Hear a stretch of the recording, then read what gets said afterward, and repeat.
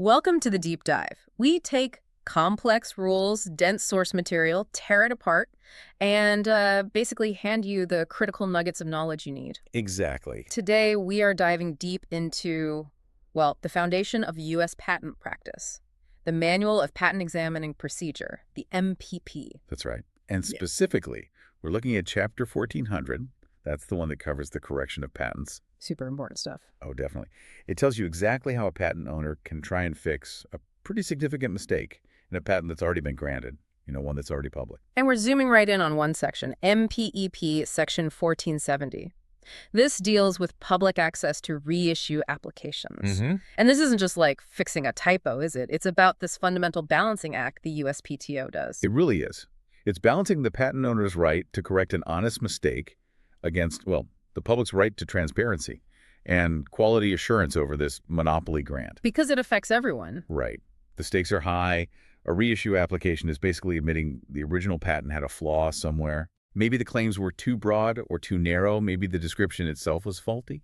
And since you're essentially asking to amend a public contract. The MPP says the process itself has to be public. Exactly. Okay, let's unpack that a bit because it sounds tricky.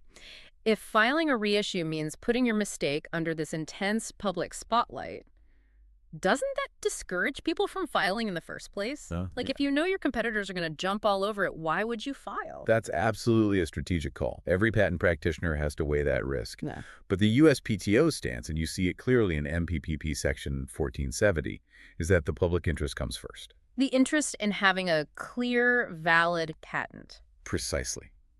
That outweighs the applicant's maybe understandable desire for a bit of privacy while they fix things. Okay, so what is the actual rule then? How absolute is this transparency we're talking about? Well, the core rule is right there in the regulations, 37 CFR 1.1b.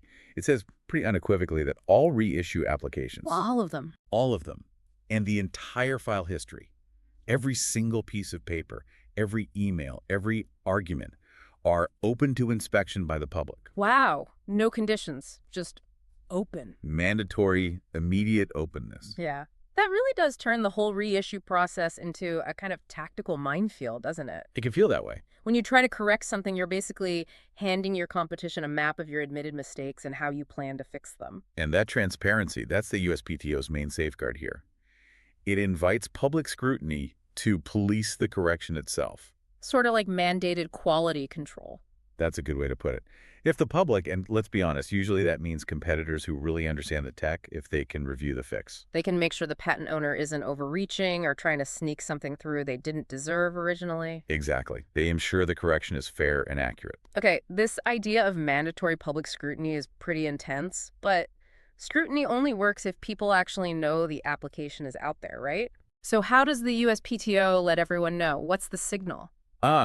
Well, the main way is the USPTO's primary notification tool, the official gazette. Okay, the OG. Right. When a reissue application is filed, the fact that it's been filed gets announced right there. That's the official public notice. And I imagine, given how important this is strategically, it's got to be more than just a quick mention, hey, this patent is being reissued. Oh, absolutely. Yeah. The publication is quite detailed. It has to be, to give the public a real roadmap to investigate right away. What kind of details are we talking about? What specific info gets put out there? The MPEP lists at least 7 critical pieces of information that have to be in that official Gazette announcement. 7 points. Okay, walk us through them. Which ones are like the most useful for someone looking to potentially challenge this patent? Okay, first, obviously you get the filing date of the reissue itself. Right. Plus the new reissue application number, and crucially, the original patent number it relates to. That links everything up. That timeline and linkage is key. Lets you figure out deadlines, maybe statutory bars, things like that. Exactly. Second, you get the title of the invention and the classification data, the class and subclass. So people in that specific tech field can find it easily. Yep. Connects the legal change to the actual technology. Third and fourth, the names. Whose names? The inventor's name, and really importantly, the name of the owner of record. Ah, the owner. So if you're tracking a competitor? Bingo. You can just scan the Gazette for their name. You don't need to wade through every single reissue announcement. Just look for your competitor's filings. That is definitely actionable intelligence right there. Knowing the owner lets you assess the potential impact immediately. For sure. Fifth, You get the name of the attorney or agent handling the case. Hmm, interesting. Does that tell you much? Sometimes. Yeah. Certain firms or lawyers might have known tendencies or approaches. It adds a little context. Okay. And sixth, and this could be really useful during the actual prosecution, the examining group it's assigned to. Okay, that sounds like gold. If you know the examining group, you know the technology center, the art unit. Which means you can often make a pretty good guess at the likely examiner. Maybe look up their history, see what kind of art they tend to rely on. That's a huge advantage. It can be. So the overall point of publishing all this, the USPTO wants to make absolutely sure the public has enough notice. And the chance to submit relevant information, right? Like prior art. Exactly. Prior art the examiner needs to consider. It effectively makes interested third parties part of that quality control process we talked about. Okay. Now, patent law being patent law, there's usually an exception or a twist somewhere. Usually, yes. Does this mandatory publication rule in the Gazette apply to absolutely every single type of reissue filing? No exceptions. There is one sort of administrative distinction. It relates to something called continued prosecution applications, or CPAs. CPAs. But specifically, CPAs filed in design reissue applications. Okay. CPAs in design reissues. Remind us quickly what a CPA is again. I know it's a bit specific. Right. So a CPA under 37 CFR 1.53 it's basically a way to keep the examination going within the original application file. But it only applies to continuation or divisional applications for design patents, not utility. Got it. A procedural thing for designs to continue prosecution. Exactly. And the rule here is that the filing of one of these CPAs in a design reissue case will not get a separate announcement in the official Gazette. Okay, why skip the announcement there? Seems a bit counter to the whole transparency theme of Section 1470. It's really just about avoiding redundancy. Think about it. The original reissue application was already announced in the Gazette when it was first filed. Right. The public already got the heads up then. Precisely. So Yep. announcing the CPA phase, which is just an internal continuation of that same examination process, was seen as unnecessary, duplicative. That actually makes a lot of sense. It's a narrow exception for an internal procedural step, specifically in design cases where the public was already notified initially. Yeah, it doesn't really undermine the transparency goal. It just avoids cluttering the Gazette with repeat info about internal admin steps. Good point. It shows how these rules sometimes adapt for, practical procedural reasons, especially with design patents having their own quirks. Definitely. Okay, so let's get practical. The public sees the announcement in the official Gazette. They know a reissue is happening. How do they actually see the documents? How do I, as a competitive practitioner, look at the nitty-gritty details, the arguments, the changes? Well, thankfully, we're not dealing with paper files anymore. It's all digital. Right. The complete file history, the whole thing is available electronically through the USPTO's online system, which is called Patent Center. Patent Center, okay. And this digital access, how deep does it go? Is it just summaries or the actual document? Oh, it's everything. Comprehensive. The public can view the entire contents of that reissue application file. Seriously, like Yeah. all the back and forth? Yep. All the applicant's correspondence, every office action from the examiner, the full history of claim amendments, and, crucially, all the prior art submissions, whether they came from the applicant or from some interested third party. Okay, that goes way beyond just knowing it exists. That's like having a front row seat to the whole negotiation. Pretty much. Let's play this out. Hypothetical. I'm a patent lawyer.